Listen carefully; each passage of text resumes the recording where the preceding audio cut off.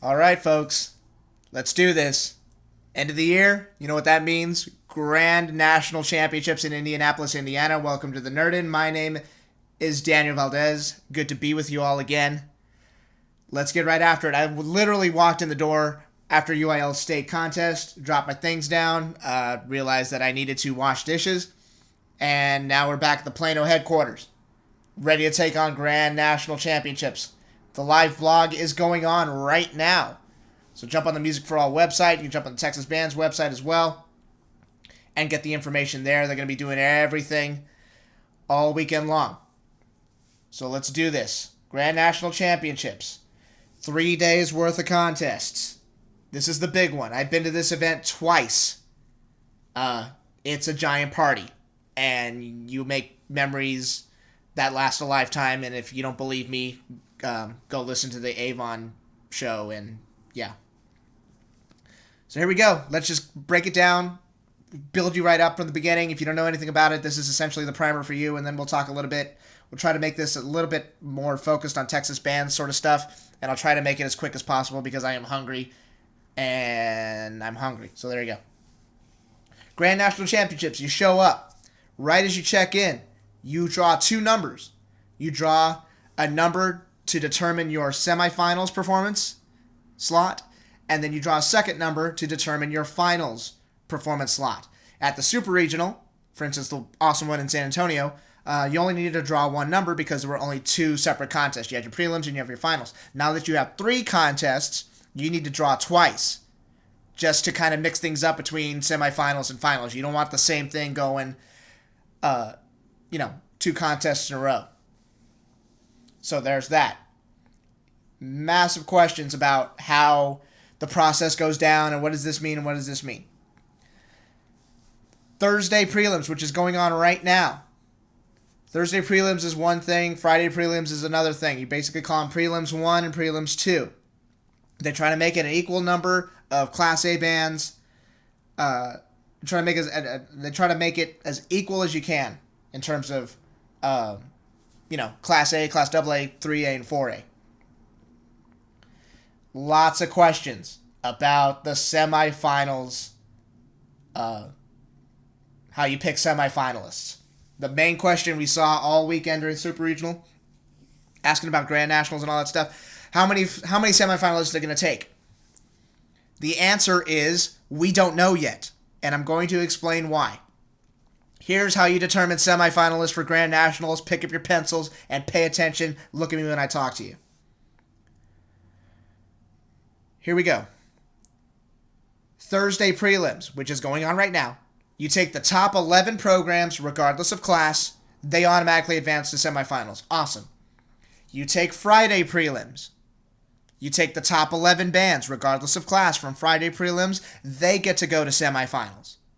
So that's 22 bands we have right now in semifinals. If you're with me so far, great. If not, use the rewind function, please.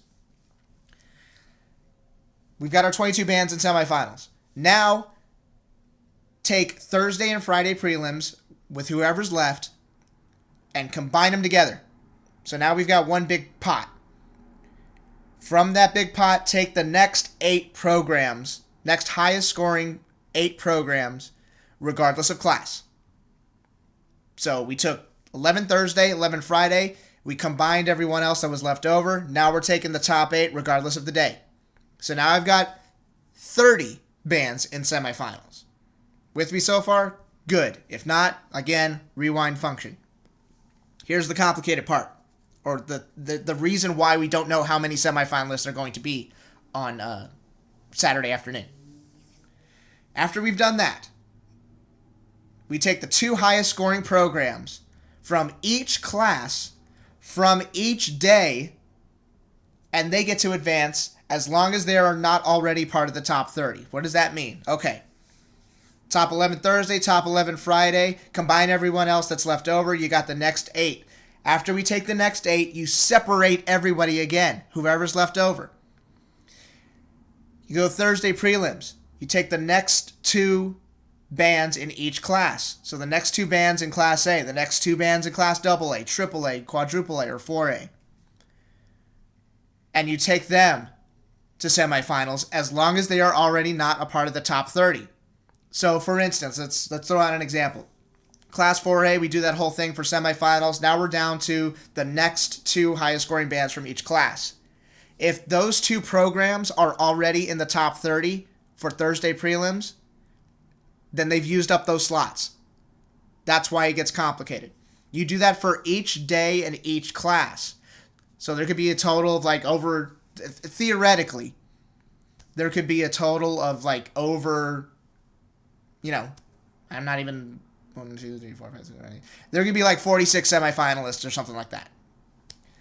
I don't think that's ever happened before because usually it usually reserves these things for Class A and Class AA because you want to make sure you've got some representation for those classes because usually those classes I don't want to say don't compete as well, but you do struggle to find a long list of AA bands or a long list of single A bands that are able to get into the semifinals mix with the two criteria I mentioned first. So that's why we don't know how many semifinalists are going to be. And it's a real exciting time when they announce the semifinals because we don't know that. So then Chuck Henson goes on there and goes, semifinalist number 31, and then semifinalist number 32, and then we don't know what's going to happen, and then number 33, and people are just exhausted in their chairs because they've been watching it all Thursday and Friday. That's how you pick semis. Now let's go to finals. Finals performance at Grand Nationals. You take your semis performance. Okay, so real quick, semifinals. The top 22, the top 11 Thursday and top 11 Friday, they basically get the middle slots in semifinals. The middle performance slots in semifinals. And then you determine the order depending on which number they drew and all that stuff. The 22 bands, top 11, Thursday and Friday, get those middle slots. That's important because it kind of tells you where you are in the mix of the contest. If you're performing in the middle of the day, that means you were top 11 in your day. Now, you're not going to know whether you were first place or 11th place in your prelims, but at least you know you're kind of you're in the vicinity of a final shot. You're kind of there. The next 8 programs that you take after that, they usually get the slots at the end of either at the beginning of semifinals or towards the end of the semifinals, and then the class representation ones, the next 2 highest from each program, from each class, they usually get the either the beginning of the semifinals or towards the end of the semifinals. So you kind of know already, who's going to be, who's got a shot, who's in the mix, that sort of stuff. You can kind of determine that already. Finals performance. 12 highest scoring bands in semifinals regardless of class. And it's real simple. Just take the top 12, pow, just like a regular regional. If you win your class championship and you don't make the top 12, you get to perform an exhibition performance. And they do class awards for all that stuff as well. Here's something a little different. Well, not necessarily different, but, it's different for Grand Nationals. So you got your top 12 in finals. You drew that number when you checked in for your finals slot performance. Places 12 through 7 will go on first, random order, essentially a random order, and then places 6th through 1st will go on last. Again, random order. So right away, semifinals, you're going to know your top 22. You're essentially going to know your top 22. In finals, you're going to know who's the bottom half of finals. You're going to know who's the top half of finals. So that's going to be pretty exciting. Again, this is to reward those programs that have, come out that have come out on top. And I've gone back and forth about whether Bands of America should do this or not, and I'm still undecided about how they should do it. But this looks, when you've got a contest like this, you want to be rewarded for,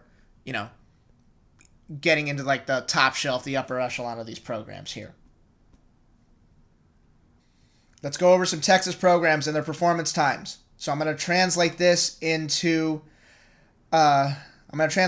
Central Times because there are time zone overhead. So here we go. Marcus, they'll be on at 4:30 Central Standard Time, 5:30 Eastern Time. Marcus High School, they're the only Texas band in that block, and that's a good block too because it's got Union High School from Oklahoma and Castle High School from Oklahoma.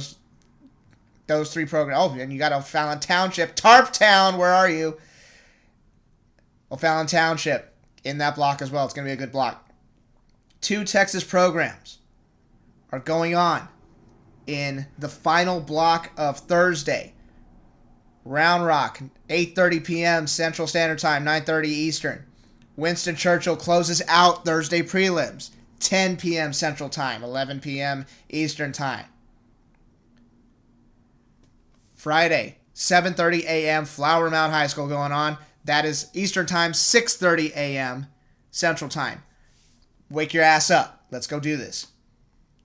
The Woodlands closes out the first block on Friday, 9 a.m. Central Standard Time, 10 a.m. Eastern. Prosper goes on after the break to start off the second block in Friday, 9:45 a.m. Central Standard Time, 10:45 Eastern. There's like 100 bands here. This is tough.